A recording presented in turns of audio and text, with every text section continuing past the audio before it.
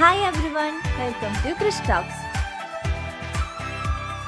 ഫ്രിഞ്ചസിലെ കുറച്ച് random S A questions ആണ് നമ്മൾ ഈ ഒരു വീഡിയോയിൽ ഡിസ്കസ് ചെയ്യാനായിട്ട് പോകുന്നത്. എസ് എ ക്വസ്റ്റ്യൻസും അതേപോലെ തന്നെ ഒരു ക്വസ്റ്റ്യൻ വരുമ്പോൾ അത് എങ്ങനെ എഴുതണം, 5 പാരഗ്രാഫ് തിരിച്ചെഴുതുമ്പോൾ എന്തൊക്കെ കാര്യങ്ങൾ ശ്രദ്ധിക്കണം എന്നുള്ളതെല്ലാം ഞാൻ ഇതിൽ പറഞ്ഞു തരുന്നുണ്ട്. ആദ്യം തന്നെ ഞാൻ പറയട്ടെ, എസ് എ ക്വസ്റ്റ്യൻസിന്റെ ഏരിയ നിങ്ങൾ ശരിക്കും പേടിക്കേണ്ട ആവശ്യമില്ല.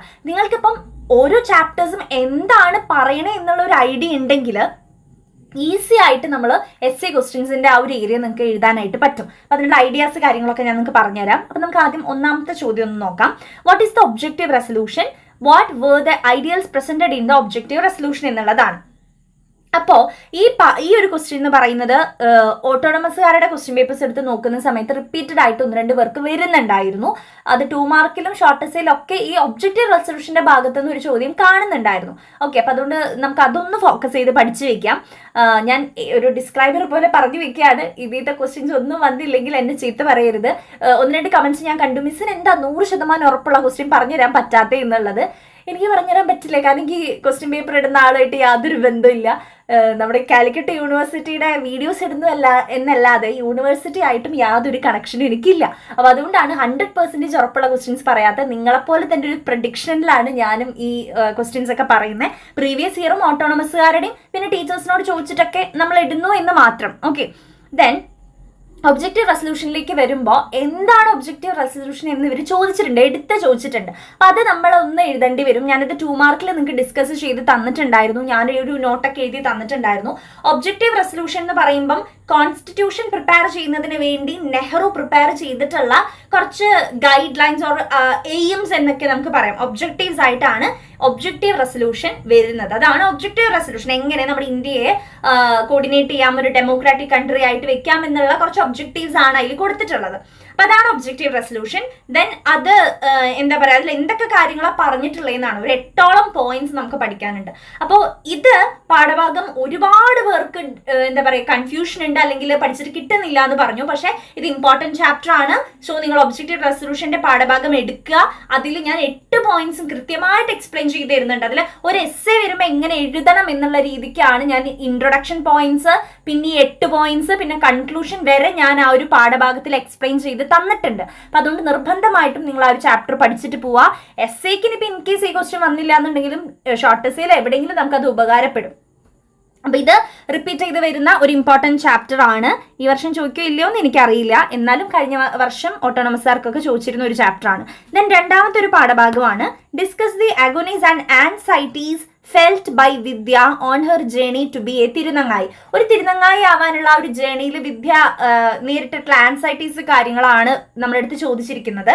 അപ്പോൾ ഈ ഒരു തിരുനങ്ങായിയുടെ ഈ ചാപ്റ്റർ ആക്സെപ്റ്റ് മീ എന്ന് പറയുന്ന ചാപ്റ്റർ. അപ്പൊ ചില കുട്ടികൾക്ക് ഈ ചോദ്യം കാണുന്ന സമയത്ത് ഇത് ഏതാ പാഠഭാഗം എന്ന് ഐഡന്റിഫൈ ചെയ്യാൻ പറ്റാത്ത കുട്ടികൾ ഉണ്ടായിരിക്കും.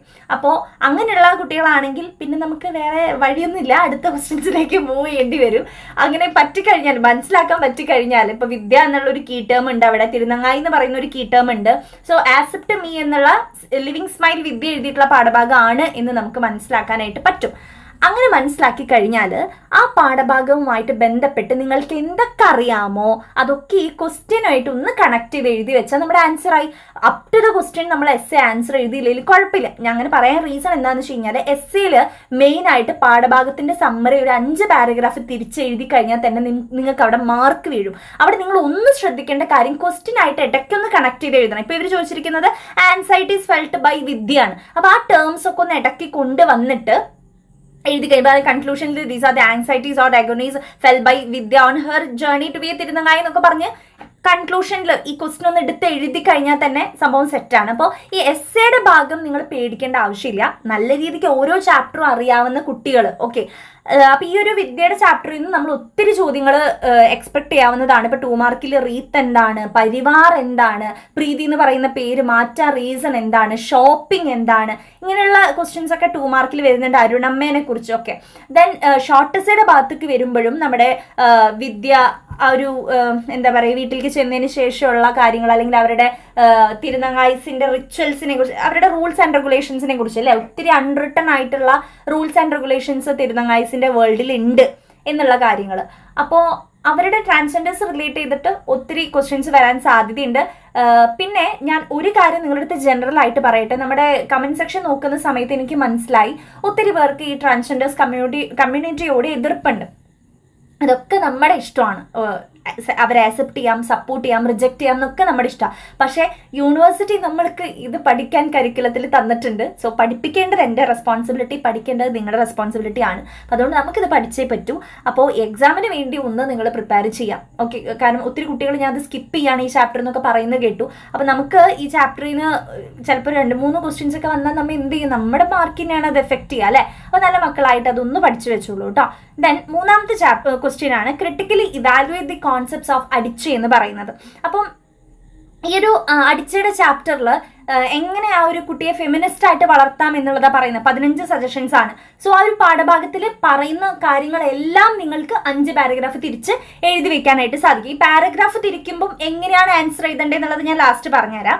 അപ്പം ആ ഒരു ചിസാലമഡോര എന്നുള്ള കുട്ടിയുടെ പേര് നമ്മുടെ ഇജാവലി എന്നുള്ള ആ കുട്ടിയുടെ അമ്മയുടെ പേര്, ചുഡി എന്നുള്ള ആ കുട്ടിയുടെ അച്ഛന്റെ പേര്, ദെൻ റൈറ്ററിന്റെ പേര് ചിമ്മമാൻഡെ ഇങ്കൗസി അഡിച്ച എന്നുള്ളതാണ്. അപ്പൊ അതെല്ലാം തന്നെ കൃത്യമായിട്ട് സ്പെല്ലിങ് തെറ്റാതെ നിങ്ങൾ ആദ്യം തന്നെ പഠിച്ചു വയ്ക്കുക. പിന്നെ അതിൽ എന്തൊക്കെ സജഷൻസ് ആണ് കൊടുക്കുന്നത്, നമുക്കൊരു 3 സജഷൻസ് എങ്ങാണ്ടേ പഠിക്കാനുള്ളൂ.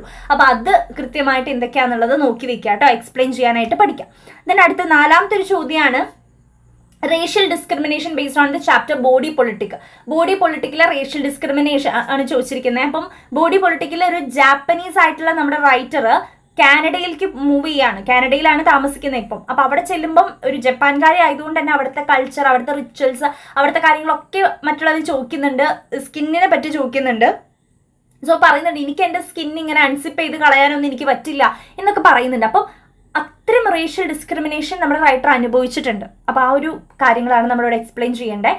ബോഡി പൊളിറ്റിക്കിൻ്റെ കേസ് പറയുമ്പം കീമോനോ എന്താണ്, പിന്നെ ഹൈക്കു എന്താണ്, പിന്നെ എൻ്റെ സ്കിൻ എനിക്കിങ്ങനെ സിപ്പ് ചെയ്ത് കളയാൻ പറ്റില്ല എന്ന് പറയുന്ന ഒരു കാര്യം, അപ്പം ഹെറാക്കിറി എന്താണ്, അതൊക്കെ നമുക്ക് 2 മാർക്കിനും ഒക്കെ ആയിട്ട് ചോദിക്കാൻ പറ്റുന്ന ക്വസ്റ്റ്യൻസ് ആണ്. ഷോർട്ട് എസ്സേയിലും ഈ ഒരു കവിതയുടെ തീം അല്ലെങ്കിൽ ടോൺ അങ്ങനെയൊക്കെ ചോദിച്ച് ചോദ്യങ്ങൾ വരാം. ദെൻ 5ാമത്തെ ഒരു ചോദ്യമാണ് explain the cruelties faced by the animals in the current world based on the poem fish. ഇതൊരു ജനറൽ ക്വസ്റ്റ്യൻ ആണ്, നമുക്ക് കയ്യിൽ നിന്നിട്ട് അടിപൊളിയായിട്ട് എഴുതാൻ പറ്റുന്നൊരു ചോദ്യമാണ്. അതായത് ഫിഷ് എന്ന് പറയുന്ന ഒരു കവിതയിൽ ആ ഒരു ഫിഷ് ഫേസ് ചെയ്തിട്ടുള്ള കാര്യങ്ങൾ നമുക്ക് ആ ഒരു ഫിഷിനെ ഒബ്സർവ് ചെയ്യുമ്പോൾ കാണാൻ പറ്റുന്നുണ്ട് അല്ലെ. അതിൻ്റെ ആ ഒരു താടിയുടെ ഭാഗത്ത് ഫിഷ് ലൈൻസ് ഇങ്ങനെ തൂങ്ങിക്കിടക്കുന്നതൊക്കെ ഉണ്ട്. അപ്പം അത് ലൈഫിൽ അനുഭവിച്ച സ്ട്രഗിൾസ് ആണ് അതിലൂടെ കാണിക്കുന്നത്. തൊട്ട് മുന്നേ ഒരുപാട് പേര് അതിനെ മീൻ പിടിക്കാൻ ശ്രമിച്ചു, അതിൽ അതിൻ്റെ ആ ഒരു ചൂണ്ടയിൽ കൊളത്തി അതിൽ നിന്ന് രക്ഷപ്പെട്ട് പോകുന്നതിൻ്റെ അടയാളമാണ്. അപ്പോൾ ഒത്തിരി സ്ട്രഗിൾസ് ആ ഫിഷ് തൻ്റെ ലൈഫിൽ അനുഭവിച്ചു. അതുകൊണ്ടാണ് അവസാനം നരേറ്റർ ആ ഫിഷിനെ പിടിക്കാൻ പോയപ്പോഴും അനങ്ങാതെ, റെസിസ്റ്റൻസ് ഇല്ലാതെ, നോൺ റെസിസ്റ്റൻസ് അനങ്ങാതെ നിന്നതിന്റെ കാരണം അത് തന്നെയാണ്. ഒത്തിരി ടയേർഡായി ഫിഷ് സ്ട്രഗിൾ ചെയ്തിട്ട്. അപ്പൊ നമ്മുടെ സൊസൈറ്റിയിൽ ഒത്തിരി എനിമൽസും ഇതേപോലെ തന്നെ പ്രശ്നങ്ങളിലൂടെ പോകുന്നവരുണ്ട് അല്ലെ. കല്ലെടുത്ത് എറിയുന്നു, നമ്മൾ അതിനെ ചാക്കിൽ കെട്ടി കളയുന്നു. അപ്പോൾ അങ്ങനെ എനിമൽസ് ഫേസ് ചെയ്യുന്ന ക്രുവാലിറ്റീസ് കാര്യങ്ങൾ ഇപ്പോൾ ഫ്ലഡിന്റെ സമയത്തൊക്കെ നമുക്ക് അതിൽ ഇൻക്ലൂഡ് ചെയ്യാം. ഫ്ലഡിന്റെ സമയത്ത് മൃഗങ്ങളെയൊക്കെ നമ്മൾ അഴിച്ചു വിടാണ്ടും ഒക്കെ കുറേ മൃഗങ്ങൾ അങ്ങനെ ചത്തുപോയിട്ടുണ്ട് അല്ലെ, വീടിൻ്റെ ഉള്ളിൽ പൂട്ടിയിട്ട് പോയിട്ടും അതിന്റെ കയർ അഴിച്ചു വിടാണ്ടിരുന്നിട്ടൊക്കെ. അപ്പൊ അതൊക്കെ നമുക്ക് ഇതിൽ ഇൻക്ലൂഡ് ചെയ്യാം. കാരണം ഇതൊരു ജനറൽ ക്വസ്റ്റ്യൻ ആണ്, നമ്മുടെ അടുത്ത് നമ്മുടെ കറന്റ് വേൾഡിൽ നടക്കുന്ന കാര്യം ചോദിച്ചിരിക്കുന്നത്. അപ്പൊ ഫിഷ് എന്ന് പറയുന്ന പാഠഭാഗത്തെ കുറിച്ചും പറയണം, കറന്റ് വേൾഡിലെ കാര്യങ്ങളും പറയണം. ദെൻ അടുത്തത് love lines in the time of ചതുർവർണ്ണയുടെ ചാപ്റ്റർ ഒന്ന് ക്രിട്ടിക്കലി അനലൈസ് ചെയ്യാനാണ് പറഞ്ഞിരിക്കുന്നത്. അപ്പൊ അതില് ഒരുപാട് കാര്യങ്ങളുണ്ട് അല്ലെ. മീരാബായിയുടെ കാര്യങ്ങൾ, മധുരയിലത്തെ ഇൻസിഡന്റ്, ഹർദോയിലത്തെ ഇൻസിഡന്റ്, നമ്മുടെ റൈറ്ററിന്റെ ഫ്രണ്ട്സിനെ അനലൈസ് ചെയ്തപ്പം അവരും എന്താണ് ആ ഒരു ലവ് ലൈൻ കീപ്പ് ചെയ്തുകൊണ്ട് തന്നെയാണ് നിൽക്കുന്നത് എന്നുള്ളത് മനസ്സിലാക്കാൻ പറ്റുന്നുണ്ട്. അപ്പോൾ നമുക്ക് എന്ത് ചെയ്യാം, നമ്മുടെ കറന്റ് സൊസൈറ്റിത്തെ കാര്യങ്ങളും നമുക്ക് ഇൻക്ലൂഡ് ചെയ്യാം. പല പ്രണയങ്ങളും അല്ലെങ്കിൽ പ്രണയത്തിന്റെ പേരിൽ കൊലപാതകങ്ങൾ നടക്കുന്നതും ഒക്കെ നമുക്ക് ഇൻക്ലൂഡ് ചെയ്യാൻ പറ്റും. കാസ്റ്റ് ഒന്ന് റിലേറ്റ് ചെയ്യണേ, കാരണം കാസ്റ്റിന്റെ കാര്യങ്ങളാണ് അതിൽ പറയുന്നത്. ചതുർവർണ്ണ എന്ന് പറയുമ്പോൾ 4 വർണ്ണ, ഒരു 4 കാസ്റ്റ് ആണ് അവിടെ പറയുന്നത്. സോ ഇങ്ങനെയുള്ള രീതിക്കാണ് ക്വസ്റ്റ്യൻസ് വരിക. ദെൻ ലാസ്റ്റ് ഒരു ഫയർ പോയത്തിത്തെ ഒരു ചോദ്യം, അത് എൻ്റെ ഒരു എക്സ്പെക്ടേഷൻ ഞാൻ എഴുതിയതാണ്. വിമൻ എംപവർമെന്റിന്റെ ഒരു പോയാണല്ലോ അത്. അപ്പൊ അതുകൊണ്ട് തന്നെ വിമൻ എംപവർമെന്റ് കാര്യം ചോദിച്ചൊരു ചോദ്യം വന്നു കഴിഞ്ഞാൽ, ഫയറിൽ നിന്നൊരു ചോദ്യം വന്നു കഴിഞ്ഞാൽ നമ്മുടെ സമൂഹത്തിൽ ഇന്ന് നടക്കുന്ന കാര്യങ്ങൾ, സ്ത്രീകൾ നേരിടുന്ന പ്രശ്നങ്ങൾ, പിന്നെ അവരെങ്ങനെ അതിനെ ഓവർകം ചെയ്യുന്നു, അങ്ങനെയുള്ള കാര്യങ്ങളൊക്കെ നമുക്ക് എന്ത് ചെയ്യാൻ ചോദിക്കാൻ സാധ്യതയുണ്ട്. അപ്പം ഈ വക പാഠങ്ങൾ ഈ നാട് ചോദ്യങ്ങൾ വന്നിരിക്കണമെന്നുണ്ടെങ്കിൽ നമ്മൾ എന്തൊക്കെയാണോ നമുക്ക് ആ പാഠഭാഗത്ത് നിന്ന് അറിയാം അതും ക്വസ്റ്റ്യൻ ആയിട്ട് കണക്ട് ചെയ്ത് എഴുതിയാൽ മതി. ഇപ്പൊ ഞാൻ ഈ ക്വസ്റ്റ്യൻസ് കൊടുക്കാനുള്ള റീസൺ ഇതെല്ലാം, ഈ ക്വസ്റ്റ്യൻസ് എല്ലാം നിങ്ങൾ നോക്കി എല്ലാം നമ്മുടെ സൊസൈറ്റിയിൽ റെലവെന്റ് ആയിട്ട് നിൽക്കുന്ന ടോപ്പിക്സ് ആണ്. നമ്മുടെ ഒബ്ജക്റ്റീവ് റെസൊല്യൂഷനിൽ നമ്മുടെ ഇന്ത്യയുടെ കറന്റ് സിറ്റുവേഷൻ നമുക്ക് പറയാം അല്ലെ. അതായത് ഇപ്പോഴും ഒത്തിരി പേര് പോവർട്ടിയിൽ ജീവിക്കുന്നവരുണ്ട്, വീടില്ലാത്തവരുണ്ട്. ഇതാണ് നമ്മുടെ ഇപ്പോഴത്തെ അവസ്ഥ. അപ്പൊ നമ്മുടെ കോൺസ്റ്റിറ്റ്യൂഷൻ അല്ലെങ്കിൽ നമ്മുടെ ഒരു ഒബ്ജക്റ്റീവ് റെസൊല്യൂഷനിലൂടെ ഇപ്പൊ ഡെമോക്രസിയുടെ ചാപ്റ്റർ വന്നാലും നമുക്ക് അത് പറയാൻ പറ്റും, നമ്മുടെ ഇന്ത്യയിലത്തെ ഒരു അവസ്ഥ നമുക്ക് പറയാൻ പറ്റും. അപ്പൊ അന്ന് എഴുതപ്പെട്ട രീതിയിലൊന്നുമല്ല, ഇപ്പൊ ഒബ്ജക്റ്റീവ് റെസൊല്യൂഷൻസിൽ പറഞ്ഞിരിക്കുന്ന പോലെയൊന്നല്ല മേ ബി കാര്യങ്ങൾ നടന്നുകൊണ്ടിരിക്കുന്നത്. അപ്പൊ അതൊക്കെ നമുക്ക് ഇൻക്ലൂഡ് ചെയ്യാൻ പറ്റും. പിന്നെ മെയിനായിട്ട് ആ പാഠഭാഗത്ത് നിന്ന് ഒത്തിരി അല്ലാണ്ട് തന്നെ എഴുതാനുണ്ട്. അപ്പൊ അതിൽ ജനറൽ കാര്യങ്ങൾ ഇല്ലെങ്കിലും കുഴപ്പമില്ല. പിന്നെ ഈ ഒരു ട്രാൻസ്ജെൻഡറിന്റെ പാഠഭാഗം, ട്രാൻസ്ജെൻഡേഴ്സിന്റെ കാര്യം ഇന്നത്തെ സമൂഹത്തിൽ റെലവെന്റ് ആയിട്ടുള്ള ഒരു ടോപ്പിക്കാണ്. പിന്നെ അതേപോലെ തന്നെ ഫെമിനിസം എന്നുള്ള ഒരു ടോപ്പിക്ക് അതും റെലവെന്റ് ആണ്.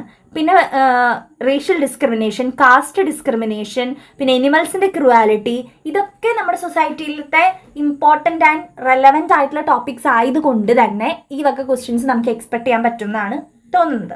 അപ്പൊ ഇതൊക്കെ ഒന്ന് നിങ്ങൾ ഫോക്കസ് ചെയ്ത് പഠിക്കുക. ബാക്കി ചാപ്റ്റേഴ്സും ഇതേപോലെ എന്തെങ്കിലും ക്വസ്റ്റ്യൻസ് എസ്സേ വന്നു കഴിഞ്ഞാൽ എഴുതാൻ പറ്റുന്ന രീതിക്ക് സമ്മറിയൊക്കെ നിങ്ങളൊന്ന് മനസ്സിലാക്കി വെക്കുക കേട്ടോ. നമ്മുടെ സിൽവിയയ്ക്ക് നാച്ചുറൽ ആയിട്ടുള്ള കണക്ഷൻ എന്താണ്, ആ ഒരു കണക്ഷൻ, നേച്ചറിനോടുള്ള ഒരു കണക്ഷൻ രീതിയിൽ ചോദിക്കാം.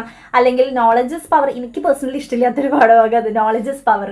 അപ്പൊ അതിൽ നിന്ന് ഇതുപോലെ അന്നത്തെ ഈ വാറിനെ റിലേറ്റ് ചെയ്തിട്ടുള്ള ചോദ്യങ്ങളോ നോളജ് നമ്മുടെ സയൻസ് ടെക്നോളജീനെ കണക്ട് ചെയ്തിട്ടുള്ള ക്വസ്റ്റ്യൻസോ വരാണെങ്കിൽ എങ്ങനെ എഴുതാം. പിന്നെ ഫോറസ്റ്റ് ചിപ്കോ മൂവ്മെന്റ് കാര്യങ്ങൾ, അതൊക്കെ ഷോർട്ട് എസ്സേക്കാണ് കൂടുതൽ ചോദിക്കുന്നത്, ചിപ്കോ മൂവ്മെന്റിന്റെ ഒക്കെ. അപ്പോൾ ഇത്രയും ക്വസ്റ്റ്യൻസ് ഒന്ന് നിങ്ങൾ ഇത്രയും പാഠഭാഗങ്ങൾ ഒന്ന് എസ്സേക്ക് വേണ്ടി പ്രിപ്പയർ ചെയ്തോളൂ. ഇനി എസ്സേ എഴുതുമ്പോൾ എങ്ങനെ എഴുതാം എന്നുള്ളത് ഞാൻ നിങ്ങൾക്ക് പറഞ്ഞുതരാം. ഇപ്പൊ എസ്സേ എഴുതുമ്പോൾ നമ്മൾ 5 പാരഗ്രാഫ് തിരിച്ചിട്ട് ഒരു 5 പാരഗ്രാഫ് നമുക്ക് വേണം. അതേപോലെ തന്നെ രണ്ട് പേജ് എന്ന് വെച്ച് കഴിഞ്ഞാൽ 2 പുറമാണ് ഞാൻ ഉദ്ദേശിക്കുന്നത്. ഒരു പേജിന്റെ അപ്പുറം ഇപ്പുറമാണ് ഉദ്ദേശിക്കുന്നത്. മിനിമം നിങ്ങൾ എഴുതിയിട്ടുണ്ടായിരിക്കണം, 2 ഫേസ് നിങ്ങൾ മിനിമം എഴുതിയിട്ടുണ്ടായിരിക്കണം. ഇനി ഈ 5 പാരഗ്രാഫ് എന്ന് പറയുന്നത് ഫസ്റ്റ് പാരഗ്രാഫ് ഇൻട്രൊഡക്ഷൻ പാരഗ്രാഫാണ്. ഇൻട്രൊഡക്ഷൻ പാരഗ്രാഫിൽ നിങ്ങൾ ഇൻട്രോ ലൈൻ എഴുതുക. അതായത് റൈറ്ററിന്റെ പേര്, പാഠഭാഗത്തിന്റെ പേര്, കാര്യങ്ങളൊക്കെ ഇൻട്രോ ലൈനിൽ എഴുതുക. പിന്നെ ക്വസ്റ്റ്യനിൽ എന്താ പറഞ്ഞിരിക്കുന്നത് അതുകൂടി നമുക്ക് ഒന്ന് ഇൻട്രോ ലൈനിൽ എഴുതുക. എന്താണ് ക്വസ്റ്റ്യനിൽ ചോദിച്ചിരിക്കുന്നത് എന്നുള്ളത് ഒരു ആൻസറിന്റെ രൂപത്തിൽ ഒരു 2 സെന്റൻസിൽ എഴുതാൻ പറ്റും നിങ്ങൾക്ക്. ദെൻ സെക്കൻഡ് പാരഗ്രാഫിലേക്ക് വരുമ്പോൾ ഈ ക്വസ്റ്റ്യൻ ഇത് പാഠഭാഗത്ത് നിന്ന് വന്നേന്നുണ്ടെങ്കിൽ ആ പാഠഭാഗത്തിലെ കുറച്ച് കാര്യങ്ങൾ സെക്കൻഡ് പാരഗ്രാഫിൽ കൊടുക്കാം. എബൌട്ട് ചാപ്റ്ററിന്റെ കാര്യങ്ങൾ നിങ്ങൾക്ക് എന്ത് ചെയ്യാം, സെക്കൻഡ് പാരഗ്രാഫിൽ കൊടുക്കാം. ദെൻ തേർഡ് പാരഗ്രാഫിൽ ക്വസ്റ്റ്യൻ്റെ ആൻസർ ആണ് നമ്മൾ എഴുതേണ്ടത് കേട്ടോ. ക്വസ്റ്റ്യൻ ആൻസർ ആണ് നമ്മൾ തേർഡ്. അതേപോലെ തന്നെ ഫോർത്ത് പാരഗ്രാഫിൽ നമ്മൾ എഴുതേണ്ടത്. ഫോർത്ത് ഇതിൽ നമ്മൾ ഈ ഒരു ക്വസ്റ്റ്യൻ്റെ കാര്യങ്ങൾ തന്നെയാണ് എഴുതേണ്ടത്. ക്വസ്റ്റ്യനായിട്ട് കണക്ട് ചെയ്ത് എഴുതാം. ദെൻ ലാസ്റ്റ് 5th പാരഗ്രാഫിലേക്ക് വരുമ്പോൾ കൺക്ലൂഷനാണ്. അപ്പോൾ അതിൽ നമ്മൾ ഇപ്പം ഈ 4th പാരഗ്രാഫിൽ നമുക്ക് ജനറലൈസ് ചെയ്ത് അതിനെ പറയാം, ആ ഒരു ക്വസ്റ്റ്യനെ ഇപ്പം സമൂഹത്തിൽ നടക്കുന്ന കാര്യങ്ങൾ വെച്ച് കണക്ട് ചെയ്യാമെന്ന്. ദെൻ ലാസ്റ്റ് കൺക്ലൂഷനാണ്. അപ്പം ഇതിൽ ക്വസ്റ്റ്യൻ ഒന്നും കൂടി കണക്ട് ചെയ്ത് എഴുതി അവസാനിപ്പിക്കണം. ഓക്കെ, മനസ്സിലായെന്ന് വിചാരിക്കുന്നു. ഒന്നും കൂടി ഞാൻ പറഞ്ഞുതരാം. ഫസ്റ്റ് പാരഗ്രാഫ് ഇൻട്രോ പാരഗ്രാഫാണ്. അപ്പോൾ അതിൽ ഇൻട്രോ ലൈനും ക്വസ്റ്റ്യനെ കണക്ട് ചെയ്തിട്ട് വേണം എഴുതാനായിട്ട്. സെക്കൻഡ് പാരഗ്രാഫിൽ നമ്മൾ ഏത് ചാപ്റ്ററിൽ നിന്നാണോ ചോദ്യം വന്നിരിക്കുന്നത് അപ്പോൾ ആ ഒരു ചാപ്റ്ററിൽ റിലേറ്റ് ചെയ്തിട്ട് കാര്യങ്ങൾ എഴുതുക. ദെൻ തേർഡ് പാരഗ്രാഫിൽ എന്താണോ ചോദ്യം ചോദിച്ചിരിക്കുന്നത് അതിൻ്റെ ആൻസർ ആണ് നമ്മൾ ഡീറ്റെയിൽ ആയിട്ട് എഴുതേണ്ടത്. 4ാമത്തെ പാരഗ്രാഫിൽ അതന്നെ എഴുതുക. അതിൽ ഒന്ന് ജനറലൈസ് ചെയ്ത് എഴുതാം സമൂഹത്തിൽ നടക്കുന്ന കാര്യങ്ങളും വെച്ചിട്ട്. 5ാമത്തെ പാരഗ്രാഫിൽ കൺക്ലൂഷൻ എഴുതി അവസാനിപ്പിക്കുക. ഇങ്ങനെയാണ് നമ്മൾ ഒരു എസ്സേ എഴുതേണ്ടത്. 5 പാരഗ്രാഫ് തിരിച്ച് എഴുതണം. ഷോർട്ട് എസ്സേ എഴുതുന്ന സമയത്ത് നിങ്ങൾ പാരഗ്രാഫ് തിരിക്കേണ്ട, ഒരൊറ്റ പാരഗ്രാഫിൽ ഒരു സ്ട്രെച്ചിൽ നിങ്ങൾ ഒരു പേജിന്റെ ഒരു പുറത്ത് എഴുതി കംപ്ലീറ്റ് ചെയ്താൽ മതി. ഓക്കെ, അപ്പം 4 എസ്സേ ക്വസ്റ്റ്യൻസ് ഉണ്ടാവും. അതിൽ ഏറ്റവും നന്നായിട്ട് അറിയുന്ന എഴുതാൻ പറ്റുന്ന 2 ക്വസ്റ്റ്യൻസ് വേണം നിങ്ങൾ സെലക്ട് ചെയ്യാനായിട്ട് കേട്ടോ. സോ ഇത്രയും കാര്യങ്ങളാണ് എസ്സേന്റെ ഭാഗത്ത് പറയാനുള്ളത്. അപ്പൊ എല്ലാ ചാപ്റ്റേഴ്സും ഒന്നും കൂടി ഒന്ന് റിവൈസ് ചെയ്തിട്ടൊക്കെ ഒന്ന് പ്രിപ്പയർ ചെയ്യാം കേട്ടോ. ഇനി സമയമുണ്ട്, കുറച്ചും കൂടി സമയമുണ്ട്. അപ്പോൾ പ്രിപ്പയർ ചെയ്യാനായിട്ട് ശ്രമിക്കുക. So all the very best. Thank you.